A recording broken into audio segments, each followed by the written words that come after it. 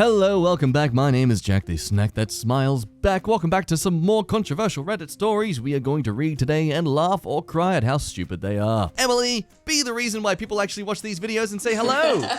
Hello. Hello. Let's read stories. Am I the a-hole for ruining my boyfriend's favorite hiking trail? My 22-year-old female boyfriend, who's 24, is an avid outdoorsman. He grew up camping and hiking often. I, on the other hand, did not. I think I went camping once when I was a little kid and sat in my grandma's RV pouting the entire time. So clearly a match made in heaven. My boyfriend and I have now been dating for 6 months, and as our little anniversary present, my boyfriend wanted to take me to his favorite hiking spot.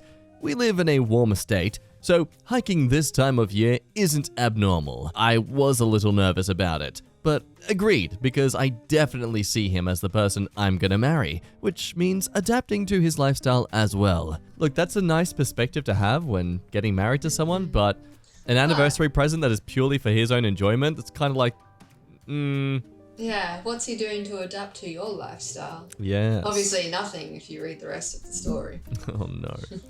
So, we went on a sunrise hike up a mountain that was a little over an hour away from us. The hike was just over 3 miles total and wasn't too difficult for beginners. Before going, my boyfriend gave me the safety rundown and pushed that I drink a ton of water. When we got to the trailhead, I needed to pee slightly and mentioned to my boyfriend finding the bathroom at the beginning of the trailhead, which I believed to be just around this little hill. He brushed it off though and suggested we get going so we don't miss the most beautiful part of the sunrise. So I agreed. During the first half of the hike, my boyfriend kept pushing for me to drink water to the point where I felt like I was going to throw up and my bladder was going to explode.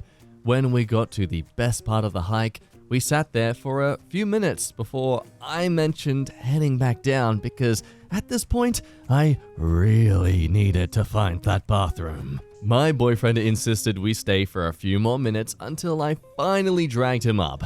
Listen, I've never peed outside my entire life, but I must have drank so much water my bladder just couldn't take it. Before we even made it back down, I knew I was about to pee my pants. I kept mentioning it to my boyfriend and he kept comforting me, saying it was okay, saying I can make it. Unfortunately, I could not make it. I apologized profusely, but told him I had to duck behind a big rock a little ways off the trailhead to pee or I was going to pee my pants. He was angry, scoffed, and huffed as I asked him to stand watch, but instead, he just stood by the trail, angry as ever. And to make matters worse, an older couple that was cutting through some of the bush walked right by me, but didn't say anything. So, yeah, my boyfriend is understandably furious with me, not only for exposing myself on our hike, but also for rushing our beautiful view. This is his favorite hiking spot, and I ruined it. I feel terrible, but I also feel like it was something that I couldn't control. Am I the a-hole? I have to immediately ask, why are you understandably with this man? Look at the edit. Edit. I will be breaking up with him. Yeah, That was not there this morning. That's the understandable part there. You pee on hiking trails all the time. They're hiking trails. There's no toilets. If he sees his friends do something that he doesn't approve of, he must absolutely scream in terror. I don't understand why he thinks he can't go back there. It's like, that's the tainted spot where she peed. It has been sullied by her juices. Yup, your boyfriend isn't understandably furious. Your boyfriend disregarded your feelings and bodily functions the whole hike and acted like an a-hole. Then, after being a dick the whole day, found a way to make this about you being wrong and him a victim. Hope you don't hurt yourself climbing over all those red flags. Nice. Yeah, I think the main concern that I have is that she wasn't comfortable enough to say no to him. Yeah. She wasn't comfortable enough to be like, I don't want to keep drinking water. You need to pee? After drinking water? What is wrong with you? Like, what? What are you? Yep, Maybe he has like a urination fetish. He was like, I was waiting for us to get to the car so you could pee on me. Yep, that's the resolution, folks. He has a pee fetish. Moving on. Am I the a-hole for banning my girlfriend from my car after she lied about an emergency? My girlfriend, who's 22, can't drive. She had her dad as her cab driver before, but once we moved in together, I, male 25, started driving her to wherever she wants to go. For the record, I work long hours in a stressful field. Many times she's asked me to leave work so I could drive her places. I got in trouble at work because of it, as it seemed unprofessional of me to just leave work to drive her around. I told her how this had been affecting my job, and she started using public transportation since her dad wasn't available. She's now 3 months pregnant, and she explicitly said that she won't be using public transportation as long as she's pregnant, due to her fears of health issues that public transportation could expose the baby to, and told me to be ready for her calls anytime so I could drive her anywhere she wants. I said absolutely not, I have a job that I want to keep to be able to provide for the baby, and told her unless it's an emergency, then I won't leave work just to drive her around. She was ticked off and tried to guilt me about how absent and selfish I'm becoming as a father, and basically shamed me for letting her resort to public transportation instead of being worried about her and the baby's health. The issue then died, but a few days ago, I got a call from her at work at 11 a.m. telling me that she was feeling excruciating pain in her belly and that she was potentially having a miscarriage and wanted me to drive her to the ER ASAP. I told my boss and he said go. I drove like crazy to get to the apartment complex. I ran upstairs, and once I opened the door, I found her sitting on the chair, dressed in a casual outfit, makeup on, and chewing gum. She got up talking about how late I was, and I asked what about her horrible pain. Then she said she was fine, but told me a little white lie so I could take time off work and drive her to the mall where her girlfriends were, since it was the only way. One of them couldn't pick her up? I lost my ever-loving schmidt on her and called her immature and irresponsible for thinking this was okay or normal.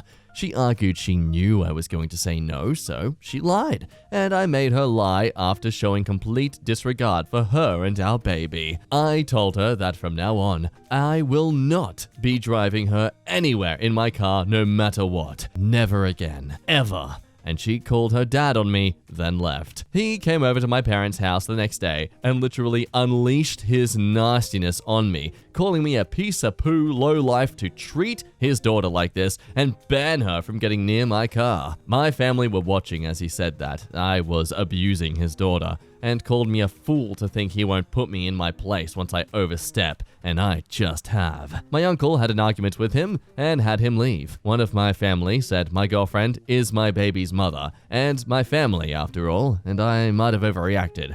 But I might lose my job now. Am I the a-hole? Now, edit to add, my girlfriend cannot drive for medical reasons and not by choice. Okay, well that is an interesting thing to add. Why the hell would you not include that? Oh my goodness. Call them up with such a serious situation where potentially you are actually miscarriaging and you're just like, oh, I just lied. I'm fine. This is someone who actually has a disability. Is it really right for him to do that? I'm kind of feeling like maybe he did kind of go a bit too far with the never again thing.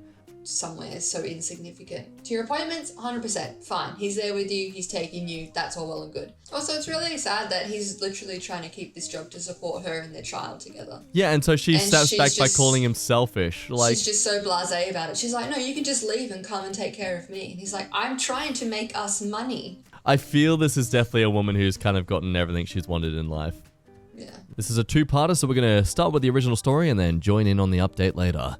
My fiancé cheated on me, at least that is what I think, but she and her family think it is not a big deal because she stopped before anything happened. It only counts if the penis goes in.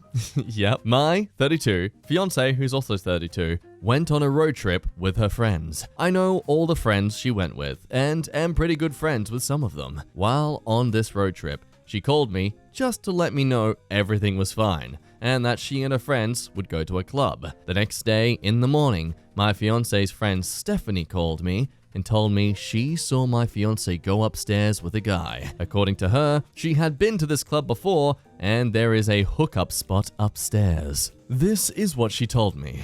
After 5 to 10 minutes, my fiance came down, and when she asked him what was going on, my fiance said nothing. So she got suspicious and went upstairs and saw the guy absolutely wasted. After this call, I called my fiance and asked her about this. She told me she was drunk and messed up, but nothing happened and she got out of the situation as soon as she realized what was happening. To me, it categorizes as cheating. And on that phone call, I told her I was breaking up with her. I didn't really listen to her after this and hung up. The same day, but later, her family came over because my fiance called them and explained her side of the story to them.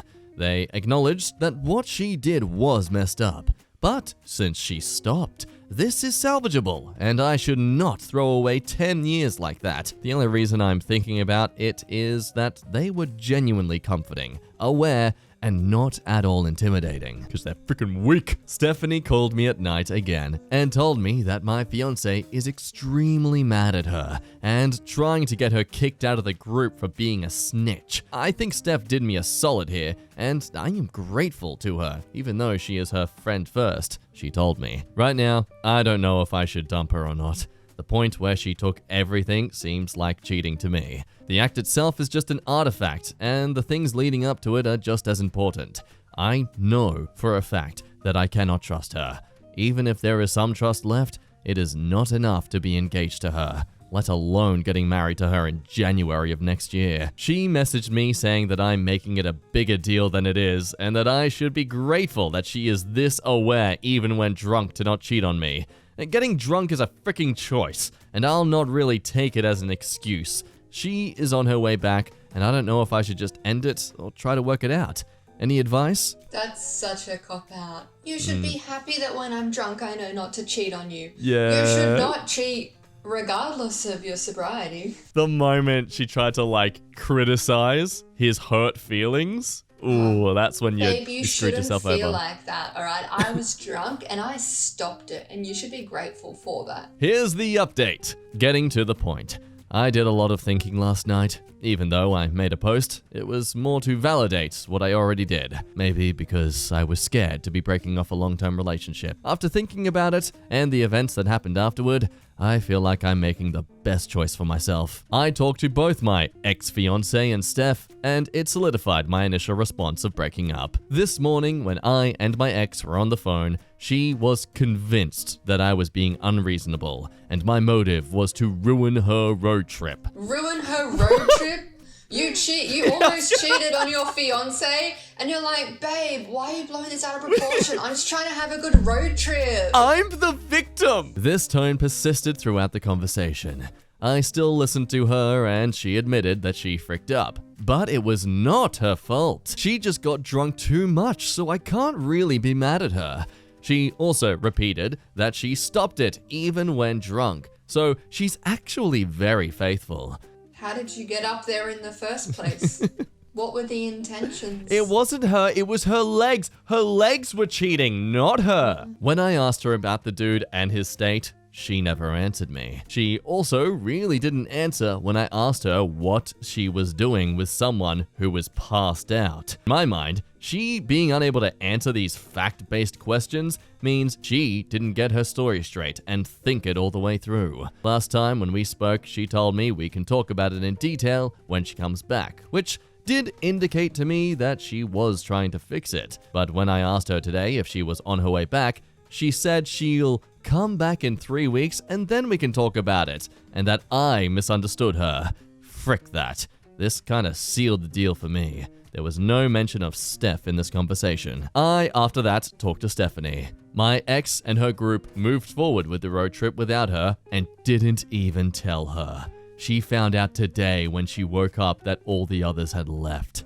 Kind of freaked up in my opinion. I also asked her about the incident, and she told me that she made everyone aware of the hookup spot beforehand, so my fiance knew what she was doing. There it is!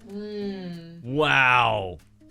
Right now, I have many things going well for me, including my career. I work for a major airline and got into a high-level management position right before coronavirus.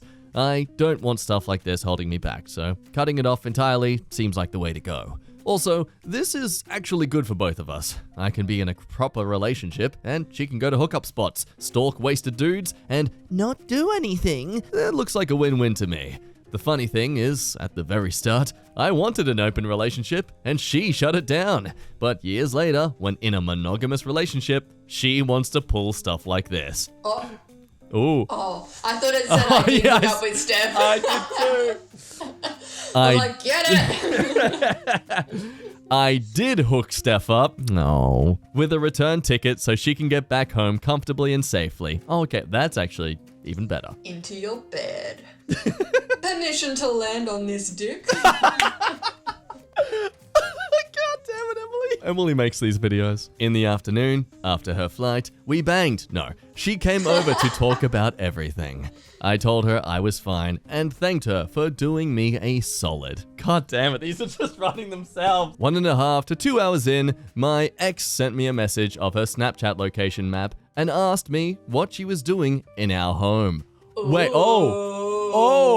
I told her she just came over to check if I was doing fine because, to most people, infidelity is a big deal. And I also corrected her that it was my home and that she would move out when she gets back. Now, I just have to focus for myself for now and wait and see if I live to regret this decision. Here we go, yeah. So, top comment on this thing. Congratulations for standing up for yourself. Sounds like your ex's family dealt with this issue more maturely than your ex. If she and a relationship were worth fighting to repair, she would have prioritized that and would have come straight home to try and repair it. The pattern of truth creep is worrisome. 1, nothing happened. 2, something happened, but it wasn't bad. 3, something bad happened, but it wasn't my fault. 4, it was my fault that something bad happened, but you must forgive me. 5, you and Stephanie are the real villains in my creeping quasi-confession. If I stumbled into this somehow with someone, I'd find your only real tactic is to immediately contact your partner and give them the full details. Go straight home, go straight to them. Don't extend your trip for 3 weeks.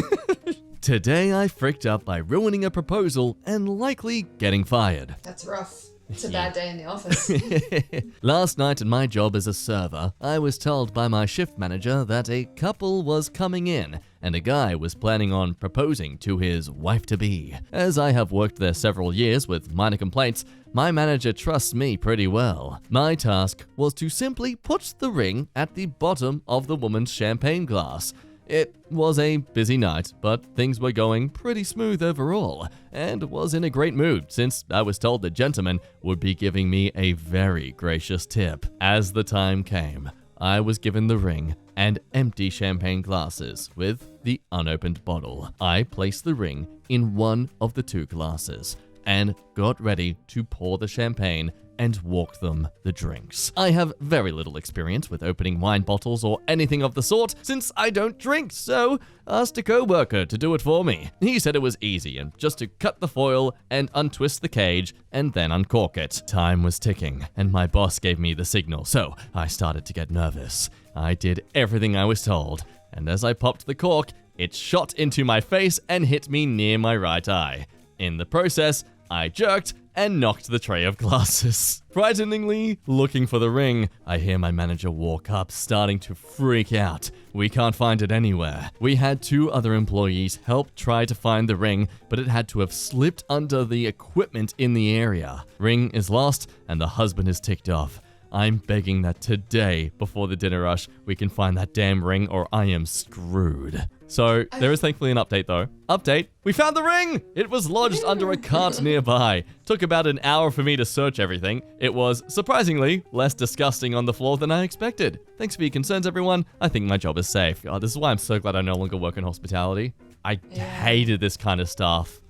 Just but the pressure. It seems it's such a weird thing to trust someone with. She takes a sip and it hits her in the face, and then she has to finish the glass of champagne before she can stick her lanky fingers in there to fish it out. And then it's all sticky from the champagne. She's like, "Oh wow, thank you. This has been touched by multiple people, and now it's in my drink that I just had." Am I the a-hole for flipping out on my fiance's birthday and telling him I don't want to marry him? This is long-winded. Today is my fiance's birthday. We've been together 16 years and have 4 kids. I'm 30 and he's a 31-year-old male. Our oldest child's birthday falls on Christmas Day, so we always have a party a few weeks before Christmas. This year, we wanted his first sleepover, so we've got 5 little boys, aged 11, staying over, and it's their first friend not family sleepovers. Fiancé wasn't fussed on the idea of a sleepover and said so, but we agreed. 5 boys, aged 11, plus my own 4 kids, is busy, but they're all having a great time and it's going rather smoothly. Fiancé then asks if he can pop to the bar for 2 to 3 pints with his friend and he'll be max 2 hours. I agree and tell him not to drink more than that and to make sure he's back for 9 p.m. as one little boy doesn't want to sleep over and I'm dropping him home. Sleepover's been great, but fast approaching 9 p.m., no fiancé home. I call my sister to come and sit in my place so I can leave a boy home, all while seeing drunk snaps of my fiancé in the bar. 12 a.m. he comes home drunk. I'm embarrassed as these boys are so hyper and excited I can hear them talking and giggling and not sleeping. He's stumbling around, trying to make food, and I'm fuming. He let me deal with all of the party alone. He keeps saying, "Would you frick up? It's my birthday. Grow up. You're meant to be getting married. You're a freaking joke. Grow up and act like a woman your age, moaning I went out on my birthday." All while I'm trying to shush him so these poor kids don't hear how vile he's being. I then told him to get out because I won't be spoken to like that. He said, "Fricking make me." "No, you can't because you're a fricking putang. Fricking meant to be getting married and you want to kick me out?" I told him I don't want to marry him. Am I the a-hole for expecting help on our son's birthday, for being angry that he didn't come back on time? Or as he said, am I the a-hole for hosting our son's sleepover on his 31st birthday? Also, we just put £4,000 deposit on our wedding 4 days ago, and right now, I can think of nothing worse. I mean, you're an adult. You don't need to have a party for your birthday. And it's your son's first sleepover party. Understandably, you'd want to do that before the Christmas rush. And before everyone else is having family time. What was the agreement exactly? Was it a sense of like, fine, you do this thing, but I don't want to have to be dealing with it? Or is it a sense of like, okay, I agree that I'll help in this sleepover event? Having this big thing that you have a responsibility sort of running and functioning when it's a day that you were expecting you'd get to be doing this thing with your friends and potentially wife or fiance? Do you really think he would have contributed anything to the birthday party regardless? Probably not, no. Yeah. I think that's where his mindset is of the idea that, like, I wasn't the one who fully approved of this or was on board with this. You're the one who wants to be doing this thing, so you should be the one running it, not me. And now I've come home after enjoying my time and you're upset at me? Granted, if he agreed to it, well, you agreed to it, man. Also, he had notice. You would have planned, you would have known that is very true as well. This was happening. If he's upset that he's going to have to celebrate his birthday on a different day to his actual birthday, well, your kid's having to do that. He's not allowed to celebrate his birthday on his actual birthday. He's made sacrifices, going over to break a childhood's innocence. Today I freaked up by ripping away my child's innocence and dropping the Santa bomb on him. My son is about to be 8, and I decided that he's too old to be in this Santa schmidt. For 8 freaking years, I have never even gotten him to be able to take a picture with Santa because it, rightfully so, freaks my son out to see Santa. He has never written a letter to the North Pole because, in his words, stamps to the North Pole would be so expensive, and besides, we don't even know his full zip code, so it'll get returned to us. This is a very smart 8-year-old. Are you sure he doesn't already know? I figured it was just kind of time. We were talking about Santa, and I was like, well, it wouldn't be that bad if I was pretending to be Santa all these years. I get to eat the cookies you make, and I get so happy to see how happy you guys are in Xmas morning. And my son had a what the frick look on his face, because he realized what I was saying. I continued with, oh, come on, buddy, think about it. What is the Easter Bunny? Well, I have always known you were the Easter Bunny, but that's okay because we get to hard-boil eggs, and then you make a scavenger hunt for us to solve so we can find dollar coins and eggs. It's super fun, and I love encouraging my sister to look for Easter Bunny clues. Okay, and if you know I'm the Easter Bunny, let's think about Santa. Thinks for half a second. I freaking hate you, Mom. Fast forward to today. Mom, I got in trouble today because my friend and I were talking about Santa and my teacher told me to stop talking because we were saying how he isn't real. And I pointed out how Santa's note to my teacher looked just like my teacher's handwriting. This is terrible. Everything is a lie. Oh no, he goes like... Yeah. He just breaks down here. 4th of July isn't real. Taco Tuesday isn't real. Is anything real in real life? And I swear to God, I could not keep my composure when he threw the Taco Tuesday Schmidt out there. Like, this kid is broken at the thought of being still oppressed under the British thumb and not having bullshit excuse to eat tacos each week. I fricked up Reddit. My son is not innocent, and he's causing anarchy in his class, and it's all my fault, and so freaking funny too. Great parent. Edit. Okay, yes, for everyone asking, yes, my son really does talk like this. He has several obsessions in life. British history and tacos being 2 of them. Which is why he was wondering if the 4th of July was a made-up thing. And, to be honest, he threw that taco thing out there to be a sassy, dramatic ash because his sense of humor is on point. No, my son isn't traumatized over the thought of Santa not being real. Oh. Nor does he feel like he lost all trust in me. He even said that the best part of Christmas is spending time with family, not being in school, and getting fat as frick. So even if I, Mom, was pretending to be Santa all these years, it's not going to take away from that aspect. I remember being so confused about that as a kid, when being like told Santa wasn't real. It's like, oh yeah, it makes sense, but why then? Why lie about it when it's such a truly meaningful and legit thing to make Christmas the point of just being together and celebrating gifts with family? Like, yeah. It's almost like your childhood is just broken once you know that Santa isn't real. See, it's kind of like, oh, okay, well, I guess we won't put in as much effort anymore now that you know. Anyway, on that beautifully uplifting note of wholesomeness, that is the end of today's video. Thank you, as always, for reading and enjoying our rambles and Emily's horrifyingly good zingers. Like this video, as always, it really does support the algorithm and help keep the channel growing and getting attention, which we love. It helps keep this thing going and makes us be wanting to do more. If you're not subscribed yet, please do. Otherwise, that is the end, so farewells. Emily, say goodbye. Goodbye. Goodbye. And we'll see you next time. Bye-bye.